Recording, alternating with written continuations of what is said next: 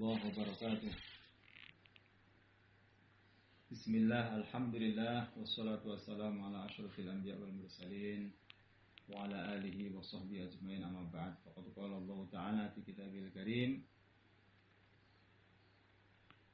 a'udzu billahi minasyaitonir rajim, fas'alu ahla dzikri in kuntum la ta'lamun. Wa qala aidan yarfa'illahu alladziina amanu minkum wal ladziina utul 'ilma darajat. Wa qala Rasulullah sallallahu alaihi wasallam, innal ulama warathatul anbiya wa innal anbiya lam yuwarrithu dirhaman wala dinaran wa innama warathul ilma faman akhadahu faqad akhadha bihadin wafir. Atau kama qala Rasulullah sallallahu alaihi wasallam. Para asatidz sekalian yang dimuliakan Allah SWT, para alumni, semua alumni dari Darul Mukhlasin. Sekarang pondoknya bukan Surajul Mukhlasin ya. Supaya tahu, sekarang madrasahnya, pondoknya namanya jadi Darul Mukhlasin. Jadi jangan sebut lagi Surajul Mukhlasin. Karena Surajul Mukhlasin ini punyanya Pak Ki Angsor Yajri. Dulu memang namanya Surajul Mukhlasin. Terus Pak Angsor mendirikan pesantren, minta nama Surajul Mukhlasin 2 sama Pak Kiai. Diizinkan sama Pak Kiai, tapi akhirnya terjadi banyak kesalahan, banyak silap. Terus pengajuan dan macam-macam, akhirnya banyak yang ke Surajul Mukhlasin 2 masuk ke Surajul Mukhlasin 1 dan sebagainya. Akhirnya Pak Kiai musyawarah dengan para asatidz sesepuh supaya diganti nama menjadi Darul Mukhlasin. Jadi ini para alumni yang berada di Malaysia, alumni Darul Mukhlasin, Masya Allah, sudah tua-tua. Dulu muda, sekarang tua. Nanti menjadi Syekhun Kabir, jadi orang tua. Dulu anak-anak, terus menjadi dewasa, dan sekarang menjadi tua. Yang dulu santri, sekarang sudah menjadi ustadz. Dan begitu seterusnya. Generasi berganti. Syubbanul yaum, rijalul ghad. Pemuda sekarang ini adalah menjadi pimpinan di masa mendatang. Pemuda sekarang ini pimpinan di masa mendatang. Kalau kita menanamkan ilmu, mendidik, mengarahkan, terus memberikan ajaran ilmu kepada generasi-generasi muda, berarti kita ini telah menitipkan negara atau bangsa atau umat ini kepada diserahkan kepada orang-orang ahli ilmu. Tetapi kalau kita tidak memperhatikan kepada pemuda sekarang, maka nanti pemuda ini akan diambil alih oleh orang-orang ahli dunia. Orang-orang ahli dunia. Kata Pak Kiai Mukhlisun almarhum, pemuda ini berada di persimpangan jalan. Benar dalam menempuh jalan, dia menjadi orang yang benar baik dan membimbing orang menjadi baik. Tapi kalau salah menempuh jalan, maka dia akan menjadi sesat, menyesatkan banyak orang. Makanya di pesantren kita Darul Mukhlasin dulu tidak ada sekolahan. Terus sekarang ada sekolahan formal. Ada mulai dari TK, SMP, kemudian SMA, kelas SMA, SMP ada, SMA ada. Banyak kiai yang tidak setuju awalnya. Banyak kiai yang awalnya tidak setuju. Tapi alasan Pak ini sangat mendasar. Tidak semua pemuda ini suka dengan mondok. Banyak yang suka dengan sekolahan. Kalau kita hanya mengambil anak-anak yang mau mondok saja, maka berarti yang sekian banyak manusia yang tidak mondok ini kita tidak bisa menyelamatkan mereka. Padahal yang akan memegang bangsa ini adalah pemuda. Yang pertama. Yang kedua, pejabat-pejabat negara itu dari anak sekolah, bukan dari anak pesantren. Kalau kita tidak pikirkan generasi mendatang, anak-anak sekolahnya, maka nanti yang memegang pemimpin yang sekarang itu ya anak-anak yang tidak tahu agama, tidak tahu kehendak Allah dan Rasulnya. Tetapi kalau anak-anak sekarang muda sudah dididik hafal Al-Quran, menjadi hafid Al-Quran, menjadi cinta Islam, sudah kenal dengan huruf, kenal dengan dakwah, maka tidak mustahil nanti menteri-menteri 20 tahun ke depan menjadi menteri-menteri yang hafid Al-Quran. Bahkan presiden-presidennya, wakil presiden dan sebagainya, seluruh pemerintah pejabatan yang duduk di apartemen akan menjadi orang-orang yang ahli Al-Quran, ahli agama. Nah, ini salah satu fikir besar Pak Kiai. Makanya Pak Kiai ini menginginkan di beberapa tempat ini ada didirikan SMK di Indonesia. Dan alhamdulillah sudah berkembang. Jadi ini sampel saja. SMK atau SMP ini sebenarnya sampel depan. Tapi dalamnya tetap isinya pesantren. Ada orang-orang hafid Al-Quran. Nah, ini kita yang oleh Allah Subhanahu wa taala diberikan karunia ilmu, bisa selesai ngaji jadi orang alim, ya, hafid sesuai dengan derajatnya masing-masing. Kemudian kita ini diberikan taufik untuk bisa mengajar anak-anak, generasi-generasi ini, satu anugerah yang besar dari Allah Subhanahu wa taala. Karena kita menyiapkan generasi yang akan datang. Dan juga kita alhamdulillah masih banyak orang-orang yang lebih sepuh, lebih tua. Guru-guru kita juga masih pada hidup, masih pada sehat. Nanti suatu saat nanti sampean akan menjadi orang yang tertua. Akan menjadi orang yang paling tua, paling tidak menjadi jajaran orang-orang tua. Kalau sekarang masih, kalau ada masalah bisa tanya kepada yang lebih tua. Kalau ada kerepotan masih bisa minta nasihat kepada yang tua. Maka posisi kita ini seakan-akan masih berada di tengah. Kita sudah mengajar, dilihat dari mengajarnya berarti kita ini sudah menjadi orang tua. Tapi dilihat masih banyak orang-orang tua, guru-guru kita ini berarti kita yang masih muda. Nah, masih ada peluang mengamalkan hadis ma'aqraba syaikun syaikhan lisinihi ila qayyadallahu lahu man yukrimuhu inda sinihi au kama qala Rasulullah SAW. Seorang pemuda yang memuliakan orang tua karena usianya, maka nanti Allah Ta'ala akan Allah Subhanahu wa Ta'ala akan menjadikan orang-orang muda, anak-anak muda menghormati dia di masa tuanya. Ketika dia masih muda menghormati yang tua, maka nanti kalau dia menjadi tua akan dihormati oleh anak-anak muda. Nah, ini isyarah, fihi isyarah. Dalam hadis ini ada isyarah, berarti orang yang punya sifat baik dengan orang tua, ikram dengan orang tua itu insya Allah umurnya panjang. Kata ulama-ulama di hadis. Ya. Orang yang memuliakan orang tua ini insya Allah usianya menjadi panjang. Karena dia akan menjadi orang tua yang dimuliakan. Bagaimana dia akan bisa mendapatkan kehormatan dimuliakan oleh anak-anak muda kalau dia nggak jadi orang tua? Nah, makanya sekalipun mungkin ilmu lebih alim daripada kamu, tapi kita masih punya banyak guru-guru kita yang insya Allah guru-guru kita ini yang lebih dulu pengalamannya lebih banyak. Mungkin ilmunya masya Allah saman terus belajar sendiri, baca sendiri, terus belajar kemana-mana, jadi insya Allah alam ini ya. Tapi mungkin pengalaman yang mungkin tuan saya dari kamu. Ya. Maka para alumni sekalian yang dimuliakan Allah Subhanahu wa Ta'ala, kita ini satu keluarga besar. Satu keluarga besar pesantren Darul Mukhlasin. Ya. Guru-guru kita yang ada di pondok ini selamanya ya guru kita. Pak Kiai kita yang selamanya Kiai kita. Tidak dibilang mantan. Yang ada mantan itu istri, mantan suami, mantan kepala desa. Jabatan-jabatan dunia itu ada mantannya, ada pensiunnya. Tapi kalau jabatan akhirat agama ini tidak ada pensiunnya, tidak ada mantannya. Sekali guru ya selamanya gurunya, sekali murid ya muridnya selamanya. Maka alumni hakikatnya masih santri. Imam Ibnu Hanbal, ya muridnya Imam Syafi'i, sekalipun masih tua, beliau menjadi syekh ya tetap muridnya Imam Syafi'i. Maka kita nih ya sebagai ustadz punya tanggung jawab, tapi kita masih sebagai murid yang masih membuka lebar, seharusnya membuka lebar untuk memberi peluang untuk dapat masukan ilmu-ilmu dari guru-guru kita. Ya.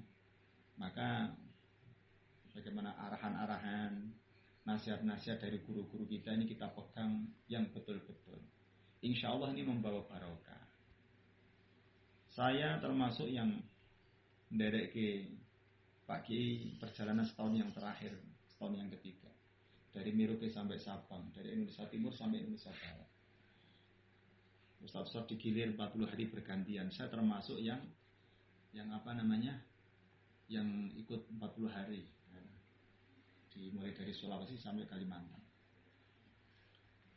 Di saat-saat usia Pak Ye yang sudah sangat susah, penuh mujahadah perjalanannya, jangankan berjalan, bergerak saja beliau sakit.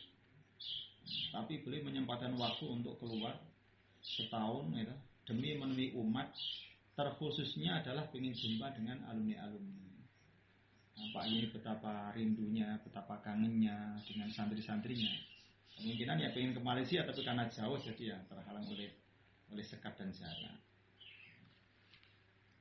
Dari pesan-pesan terakhir Pak Kiai, ya, sebelum beliau meninggal, ada beberapa pesan, dan itu setiap ketemu alumni mesti disampaikan dan berulang-ulang, diulang-ulang. Di antaranya, di antara pesan-pesan Pak Yai yang pertama masalah SMK itu, supaya kita ini semuanya, setiap alumni daerah supaya memikirkan untuk orang-orang, khususnya mungkin untuk alumni-alumni yang Indonesia, supaya mendirikan SMK di tempat-tempat kalian, supaya untuk menjaring anak-anak muda mau belajar agama. Itu yang pertama. Terus alasannya tadi sudah saya utarakan. Yang kedua, semua alumni itu supaya nyumbang liko. Ini serius Pak Kiai. Karena Pak I punya rencana buka cabang di seluruh Indonesia, bahkan kalau bisa memang seluruh dunia.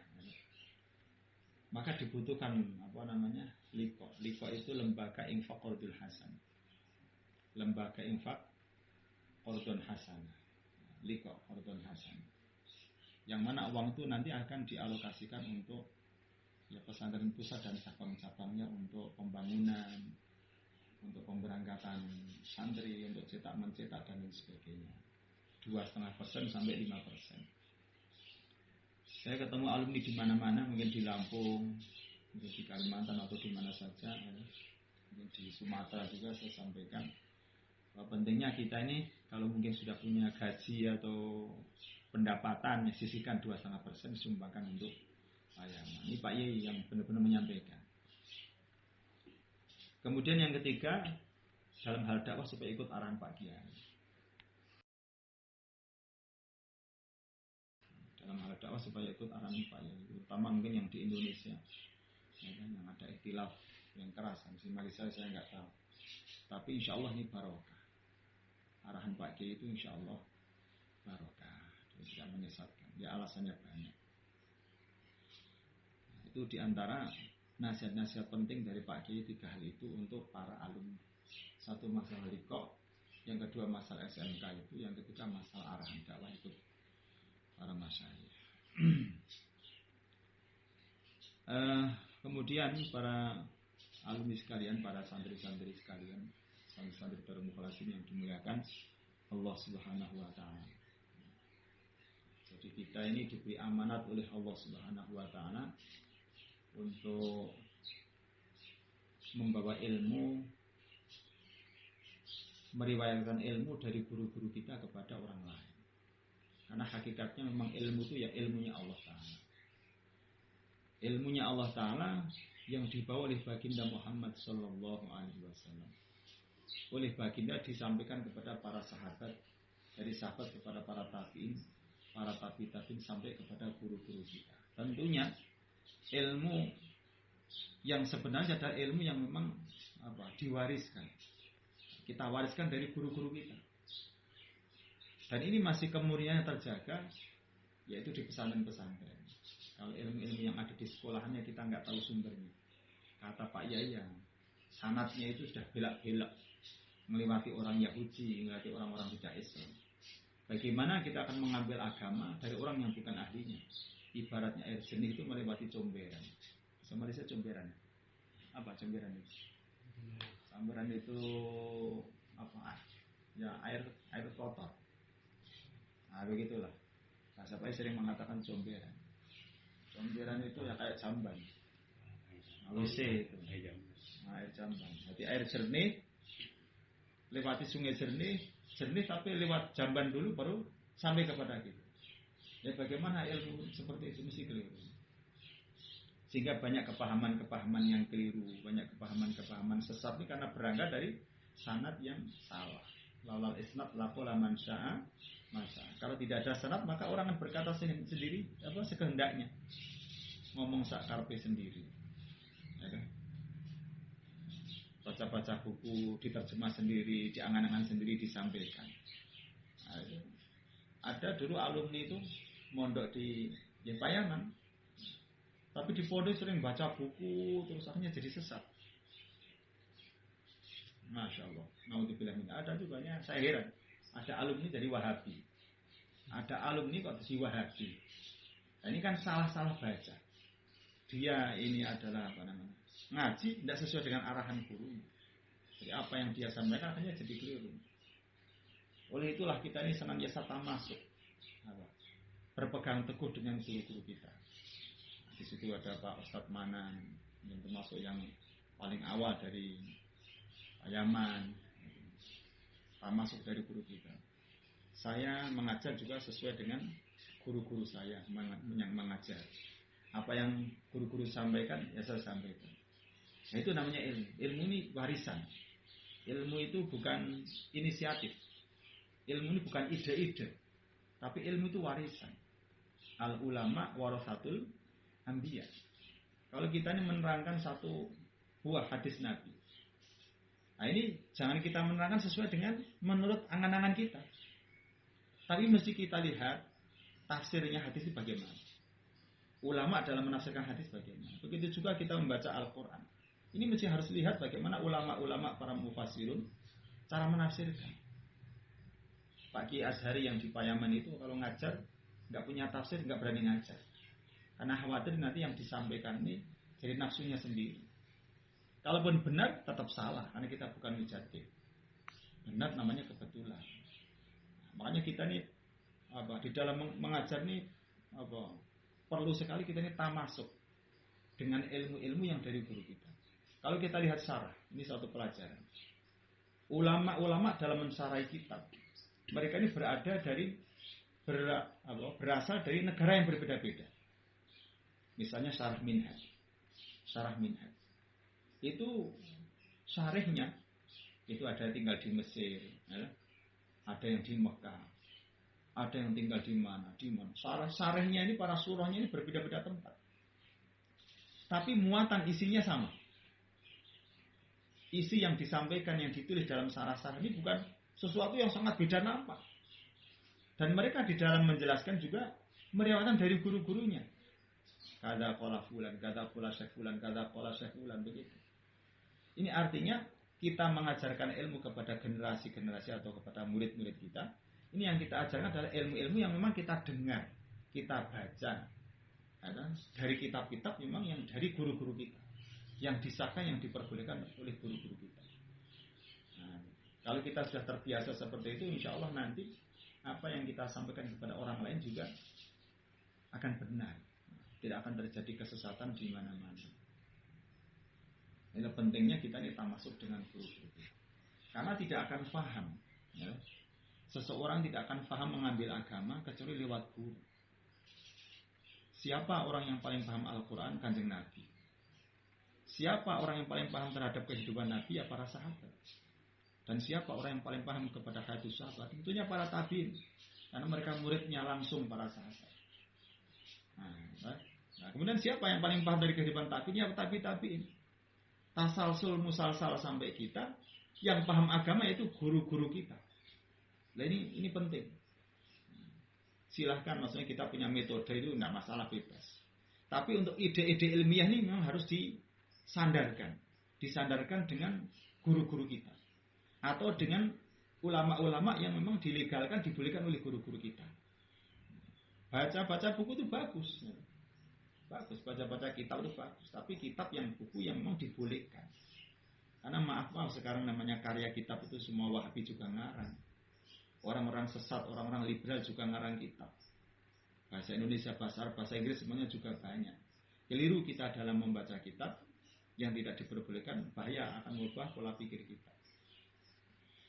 Nah ini juga yang mestinya kita sampaikan kepada anak-anak didik kita, supaya anak-anak kita juga nanti mereka setelah menjadi orang alim, maka nanti menyampaikan orang alim juga yang dapat dari kita. Kita yang disampaikan yang dapat dari guru kita. Para santri-santri, para alumni yang dimuliakan Allah Subhanahu wa taala, bayangkan kalau kita sedang mengajar itu, supaya membayangkan bahwa orang-orang di depan kita ini calon-calon kiai. Orang yang di depan kita ini calon-calon ulama, calon-calon ustadz.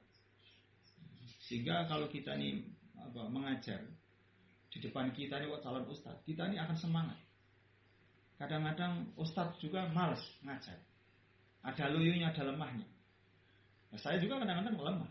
Tapi ketika 5 saya tarik sendiri. Ini saya akan mengajar calon-calon ustadz. Nanti dia akan menjadi ulama-ulama. Dia akan menjadi kiai-kiai. Jadi semangat. Biarpun misalnya ada santri yang ngantuk, nah itu calon ulama yang sedang ngantuk. Nah, diajar kok ngantuk, ini mungkin dari ulama yang ahli zuhud mungkin atau bagaimana kita nggak tahu. Khusnudan. Seperti itu. Jadi kita akhirnya serius mengajar seseorang kepada ilmu. Kalaupun misalnya ada satu yang ngantuk, yang melek ada 10 kan ya lumayan. Jangan kita terus putus asa, frustasi saja.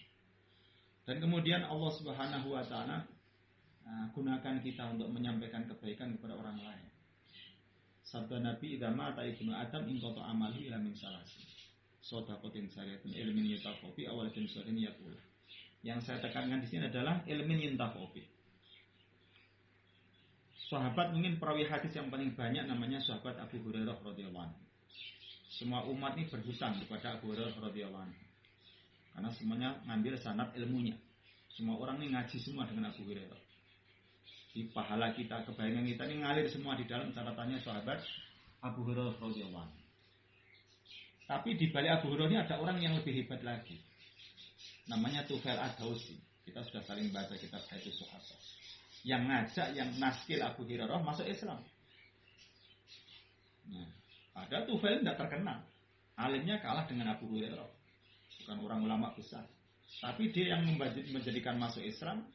Dan kemudian dia menjadi santri di Ashabus Sufah ngaji dengan Rasulullah. Sehingga menjadi orang alim yang muridnya para tabi'in sangat banyak sekali. Maka seluruh pahalanya ngalir kepada Abu Hurairah. Seluruh pahalanya Abu Hurairah ngalir kepada Tufail Ad-Dausi. Maka beruntungnya seorang yang menjadi perantara menyampaikan kebaikan. Kita ini punya murid 5 misalnya. Kita harus sungguh-sungguh, ini syukurnya kita jadi ustadz ini. Punya murid 5. Tapi 5 ini dari tempat yang berbeda-beda. Nanti dari 5 ini calon akan mengajar orang lain. Bukan hanya mengajak orang lain. Maka semua orang-orang yang dapat hidayah, petunjuk kebenaran, menjadi dapat ilmu lewat orang itu kan semuanya akan ngalir kepada kita. Maka pahala agama ini namanya bukan berantai, tapi beranting. Sama saya kira Malaysia bahasanya begitu.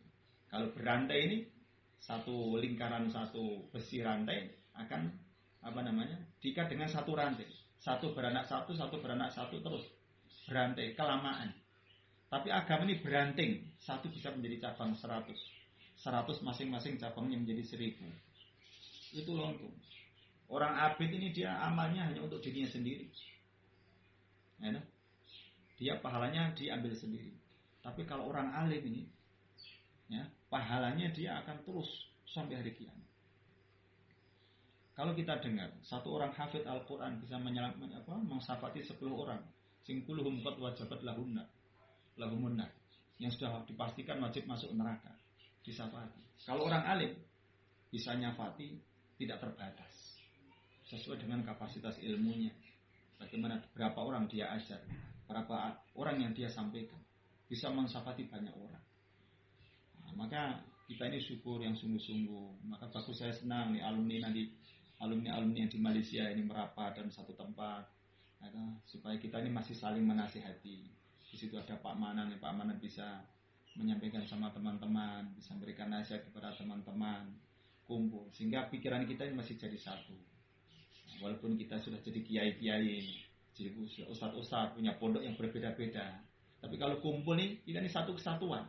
satu arahan, satu penyampaian, satu sanad ilmu yang sama. Jadi ada kesemangatan yang baru. Seperti itu. Kemudian para alumni yang dimulakan Allah SWT ini sekedar karguzari laporan. Di Indonesia beberapa alumni di daerah yang sudah berjalan. Ada terorganisir. Terorganisir itu sudah organisasinya ini sudah terbentuk. Di daerah Sumatera sudah setiap kabupaten mungkin. Ada di Kalimantan, di Sulawesi, di Irian dan sebagainya. Di Jawa juga sudah banyak. Sehingga mereka sudah banyak mengadakan pertemuan-pertemuan untuk kumpul-kumpul buat acara baca Al-Quran bersama, nanti dihadirkan kepada Pak Kiai. Ada yang acaranya Basul Masail, ada yang acaranya Hikaman dan lain sebagainya. Nah, ini menunjukkan bahwa kita ini alhamdulillah menjadi satu kesatuan yang besar. Maka saya juga berharap nanti di Malaysia juga supaya dilanjutkan perhimpunan-perhimpunan alumni supaya dilanjutkan terus. Yang semangat, walaupun sampean itu gabung-gabung, ya tidak apa-apa. Satu madrasah, ustaz dari satu. Seperti tempatnya Pak Man ini banyak alumni Payaman. Memang seperti seakan-akan tempatnya Pak Man ini kayak Payaman yang di Malaysia. Itu. Mungkin ada di tempat-tempat yang ustaz-ustaz punya madrasah sendiri-sendiri. Itu juga yang semangat di dalam mengajar anak-anak. Karena nanti anak-anak akan menjadi orang-orang yang tua juga dan menggantikan kita. Kita ini sudah tua-tua. Kayak saya Pak Manan ini sudah tua-tua. Nggak tahu 20 tahun ke depan masih ada apa tidak, kita nggak tahu. Ini yang sekarang anak-anak yang masih muda usia 20 itu nanti 10 tahun atau 20 ke depan sudah menjadi orang tua. Artinya kita di dalam memikirkan generasi mengajar kepada alumni supaya semangat. Para hadirin Allah SWT. Kemudian berikutnya, kita sekalipun sudah menjadi ustadz atau sudah punya pesantren, kalau bisa kita ini masih ngaji teruslah. Karena memang ngaji itu tidak ada batasannya. Kata Rasulullah, utlubul ilma minal mahdi ilalah. Ngajar ya termasuk kewajiban, tapi ngaji bagi kita juga suatu kewajiban. Jadi teruslah waktu-waktu kita untuk menuntut ilmu, terutama sama ketika kumpul dan ketemu sama orang-orang alim. Gunakanlah kesempatan untuk istifadah, mencari ilmu. Mungkin 1 kalimat, 2 kalimat yang kita dapatkan dari guru-guru kita. Nah, itu akan memberikan support semangat hidup yang dalam waktu yang panjang. Jadi misalnya kita kemarin loyo terus ketemu, dia kan jadi semangat mengajarkan. Maka bagus di dalam pertemuan ada karguzari laporan, santrinya berapa, terus metodenya mungkin bagaimana perkembangannya. Terus nanti kita kumpulan setahun berapa kali, 2 kali atau 1 kali, atau mungkin kalau di Indonesia mungkin selapan itu nggak tahu, Malaysia nggak ada selapan ya. Selapan itu per 35 hari. Ahad pon ketemu ahad pon. Ada pon Indonesia, Malaysia nggak ada pon ya. Malaysia nggak ada pon. Pon wagi kliwon lagi paing itu Indonesia toh. Jadi ahad pon ketemu ahad pon namanya 1 selapan, 35 hari. Jadi tempat kita di Pondok Cilincing juga pertemuan alumni masih rutin. Setiap ahad wagi, malam ahad wagi masih ada pertemuan.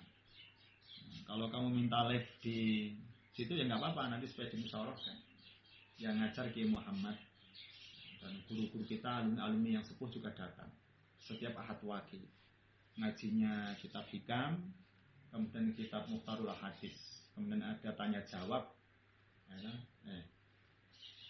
wirid dulu, mujadahan, terus langsung ngaji hikam, Mukhtarul Hadis, terus tanya jawab, terus doa begitu. Ahadul wagi. Ahad wagi itu dulu yang buat Pak Kiai Mukhlisun, Mbak Kiai almarhum. Pak kita ini senang dengan tafaul. Ahad wagi itu ahadul wagi. Termasuk asmaul husna, al-ahad al-wagi. Dat yang maha memelihara. Jadi ahad wagi bahasa Indonesia. Nah ini rutin, setiap malam jam 8 berakhir sampai jam 11 sudah dimulai. Jadi kalau kamu mau nyambung sini, mau live atau apa juga bisa. Rutin, setiap malam ahad wagi. Begitu. Kemudian di daerah-daerah juga sudah ada. Tapi mereka juga pada datang di Gerincing.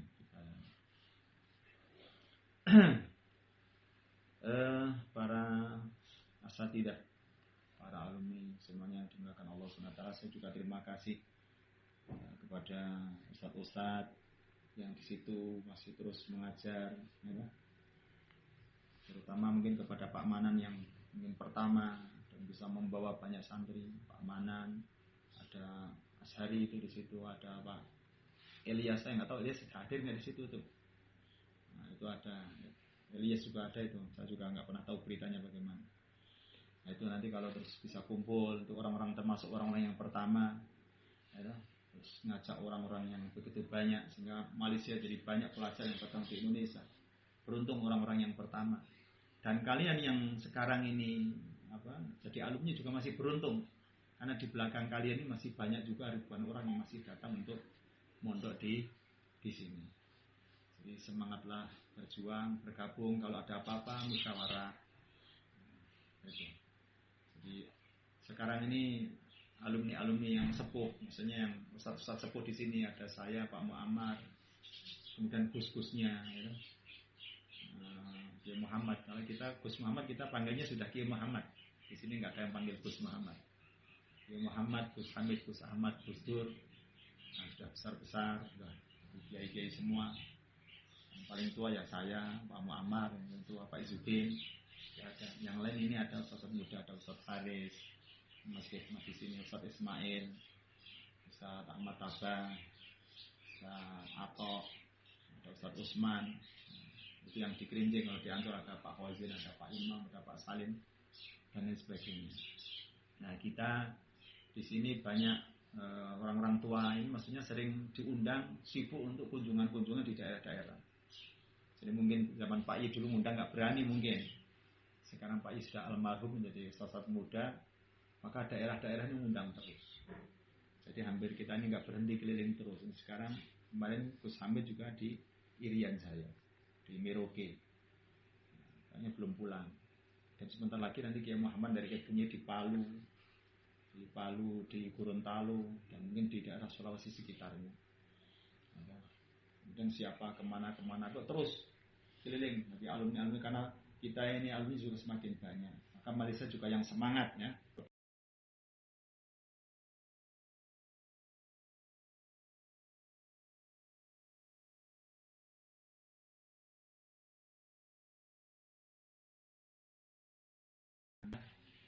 Sementara insya Allah cukup.